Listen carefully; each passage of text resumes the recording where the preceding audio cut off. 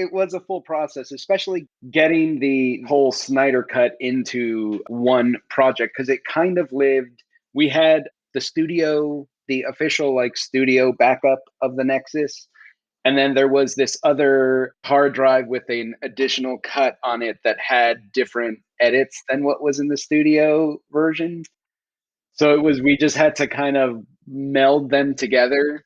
That was a whole nother thing that we had to deal with. Actually, that's what made this entire process even possible is the fact that we had this version, this working version of the cut in Avid. It was an old version of Avid. I think it was Avid 7. I want to say is what we had.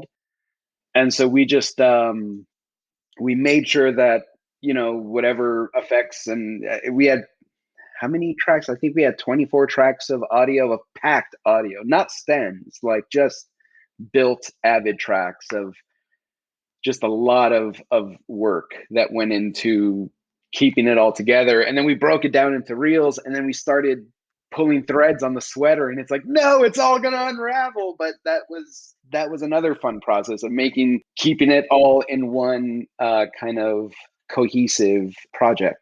But it seems to me, Carlos, that what you were telling me, and Dodie as well, that like even though there was that A cut that I was talking about, you guys wanted to all even make it longer. Like, let's go back and even question stuff that was taken out from the beginning, right? Yeah, I dove through. This was Zach and I kind of working through all of the cutscenes. I mean, we went through like your initial assemblies, like just putting together your dailies rolls. We went to daily rolls on some stuff and just rebuilt these scenes. And this is well before there was any idea of this actually seeing the light of day. This was just for Zach. The initial Snyder cut was just meant for Zach to have a cut of the movie that he can show, that he can watch and he can show his friends. That's literally all it was. So by the time Dodie came on, it was probably it was longer. There was more in there than when I had left, right? It was 3.5 hours. It was, we were like at 3:37 or something. So you guys probably added about 20 minutes or a little more, because I'm remembering a 3 hour or maybe a little over that. So that's cool. Well, also, by the time I was sitting with anything, any shred of anything that had been done by Joss Whedon had been taken out. There was not a single frame of image, no added dialogue, nothing from Joss. So it was all from the original shoot, and there was nothing else. But I'm surprised it got in there anyway, because like the A cut that we left, that was before anything by Joss was shot.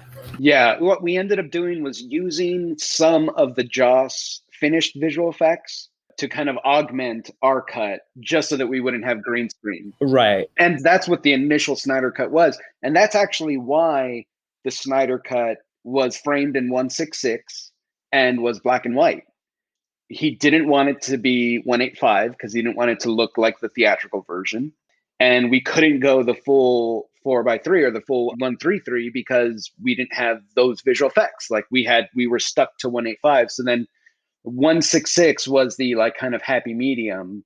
And then putting everything in black and white just helped us with Visual effects. Cyborg's suit, which was just pajamas. I mean, it was, you know, Ray Fisher was in pajamas the whole time.